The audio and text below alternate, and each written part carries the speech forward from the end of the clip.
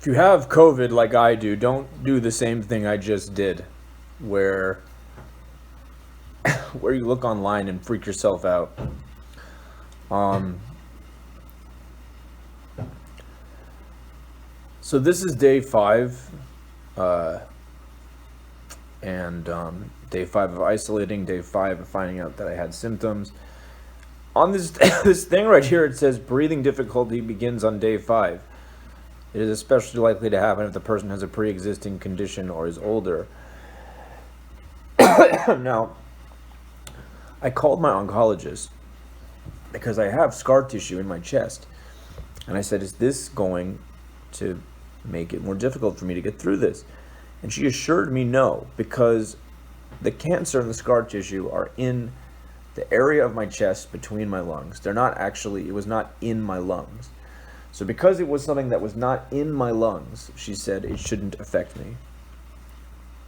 But I'm getting freaked out. Like I've said in these videos before, I've been experiencing chest pain, pressure, shortness of breath for 8 months before I was actually positive for COVID. So if it happens here, is this worse? And I don't know if it's worse or not worse, but apparently today or tomorrow, this is where the breathing difficulty begins.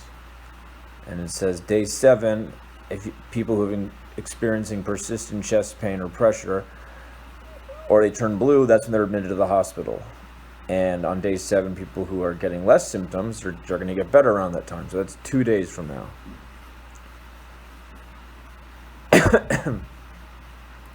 But how do I feel today? On an up note, I don't have any fever anymore. I actually had a chill of like 95 degrees earlier in the day, and now it's like 97, or it's back up.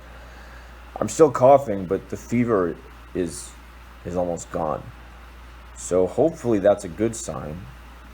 I've also heard, though, that in some cases things can start to get better before they start to get really worse. So I'm looking out for that. Any other symptoms that have gotten really... Yes, this mental confusion. I've been feeling so confused about things. I'm like in a brain fog, forgetting kind of obvious things. And what else? Yeah, I don't know, just feeling out of it.